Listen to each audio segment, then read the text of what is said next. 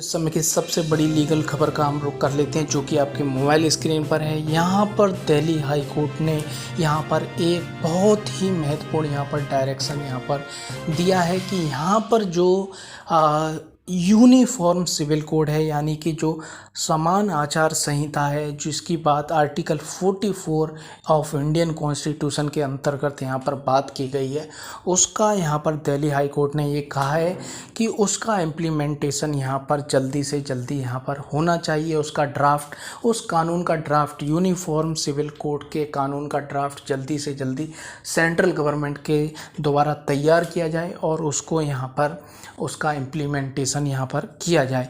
इसीलिए यहाँ पर दिल्ली हाई कोर्ट ने एक जो ministry of law and justice है, जो इसके लॉ के संबंध में जो मिनिस्ट्री है, उसको यहाँ पर सीधा डायरेक्शन दिया है कि यहाँ पर जो हमारे संविधान निर्माता थे, हमारे जो ड्राफ्टर थे, कॉन्स्टिट्यूशन असेंबली में जो निर्माता थे हमारे संविधान के, उनका ये सपना था कि जो बाद में परिस्थितियाँ सही होने पर से यूनिफॉर्म सिविल कोड यहाँ पर पास किया जाए।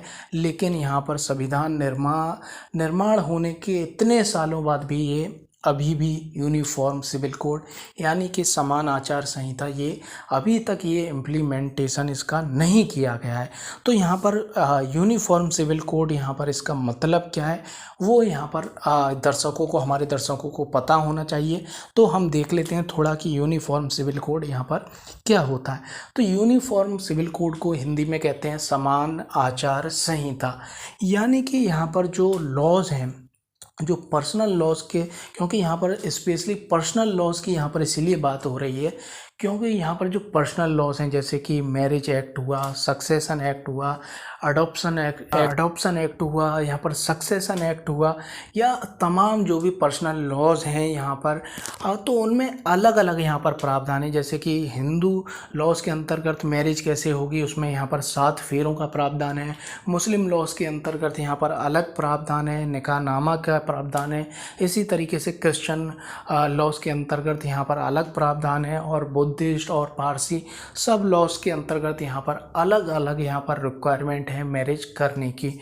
इसी तरीके से यहाँ पर सक्सेशन के संबंध में, विल के संबंध में, वसीयत के संबंध में, सारे यहाँ पर जितने भी धर्म हैं उनमें प्रॉपर्टी का किस तरीके से निष्पादन होगा पिता की मृत्यु के बाद, या उसके जो परदादा हैं, दादा हैं, उनकी मृत्यु के बाद किस तरीके से प्रॉपर्टी का डिस्पोजल होगा, उसमें सब में अलग अलग यहाँ पर बातें की गई हैं।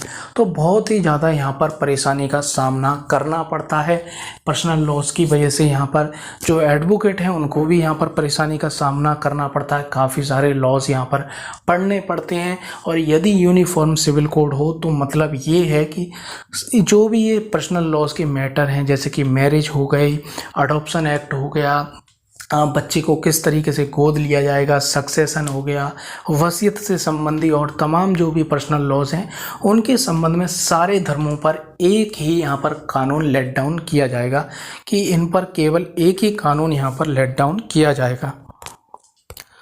तो उन सभी पर यहाँ पर एक ही कानून यहाँ पर लेट डाउन किया जाएगा। जो यूनिफॉर्म सिविल कोड है वो यहाँ पर बना दी जाएगी, और इस तरीके से यहाँ पर जितनी भी यहाँ पर ये परेशानियाँ हैं, ख़ास तौर से जो प्रेमी कपल होते हैं, जो शादी करना चाहते हैं, अलग अलग जाति धर्म के लोग के होते हैं, तो उन्हें यहाँ पर काफ़ी परेशानी करनी पड़ती है। इसीलिए यहाँ पर जो धर्म परिवर्तन है वो भी यहाँ पर देखने को मिलता है कि यहाँ पर जो लवर्स हैं वो एक ही धर्म के यहाँ पर सबसे पहले क्या करते हैं, यदि कोई दूसरे धर्म का है तो वो यहाँ पर दोनों एक ही धर्म के यहाँ पर हो जाते हैं धर्म परिवर्तन के द्वारा। तो यहाँ पर ये इस तरह की परेशानी का सामना करना पड़ता है, क्योंकि उनका धर्म यहाँ पर अलग धर्म से शादी करने की इजाज़त नहीं देता है। इस तरह की यहाँ पर परेशानियों का सामना देखने को मिलता है। तो जो धर्मांतरण की जो हमें घटना देखने को मिलती हैं, तो वो भी हमें इसी परेशानी के कारण यहाँ पर देखने को मिलती हैं कि यहाँ पर यूनिफॉर्म सिविल कोड यहाँ पर नहीं है। तो ये होता है यूनिफॉर्म सिविल कोड, यानी कि सभी धर्मों पर यहाँ पर जो कानून है वो एक ही यहाँ पर रहेगा। ऐसा नहीं कि यहाँ पर तो यहाँ पर इसका ड्राफ्ट किस तरीके से यहाँ पर बनाया जाएगा वो हम देख लेते हैं।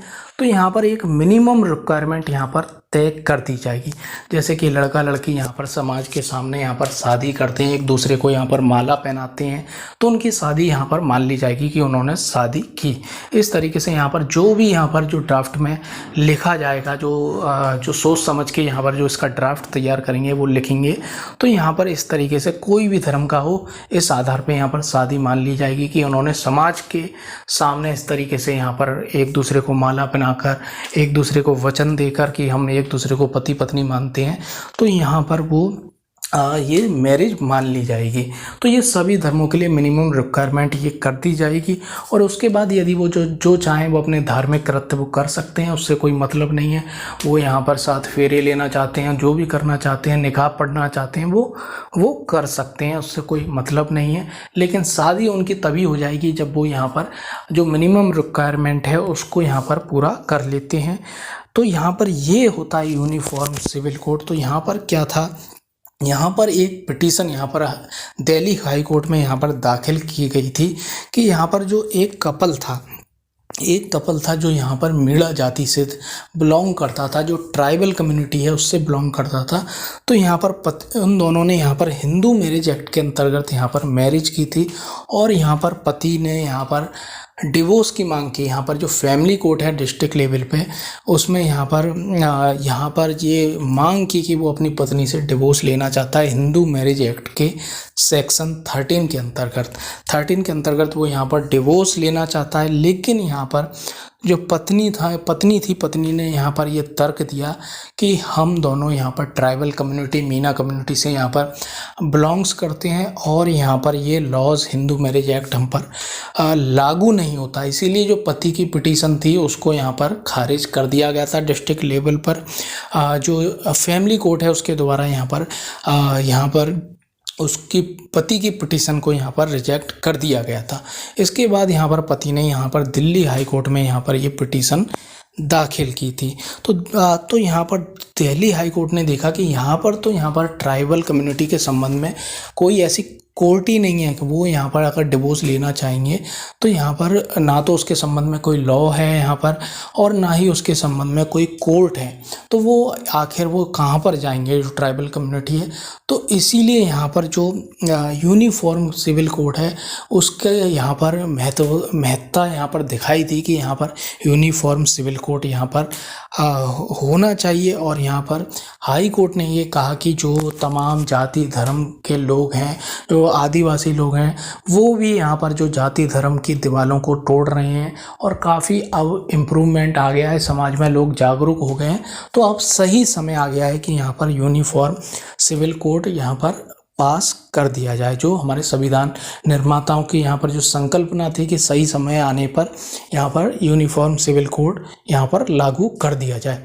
तो यहाँ पर यूनिफॉर्म सिविल कोड यहाँ पर कम से कम यहाँ पर मैरिज के संबंध में और सक्सेशन के संबंध में तो इम्प्लीमेंट हो। जो सबसे ज़्यादा परेशानी का सामना इन्हीं टॉपिकों के ऊपर यहाँ पर करना पड़ता है।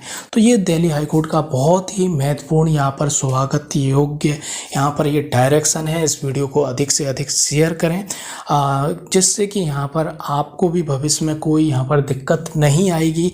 यदि यूनिफॉर्म सिविल कोड यहाँ पर पास हो गया तो यहाँ पर आपको भी यहाँ पर इसका बहुत ज़्यादा फ़ायदा होगा, क्योंकि आपको भी ऐसी परेशानी का सामना कभी भी करना पड़ सकता है। तो दोस्तों यहाँ पर इस वीडियो को अधिक से अधिक शेयर करें और हमारे YouTube चैनल आर्टिकल 32 को सब्सक्राइब कर लें।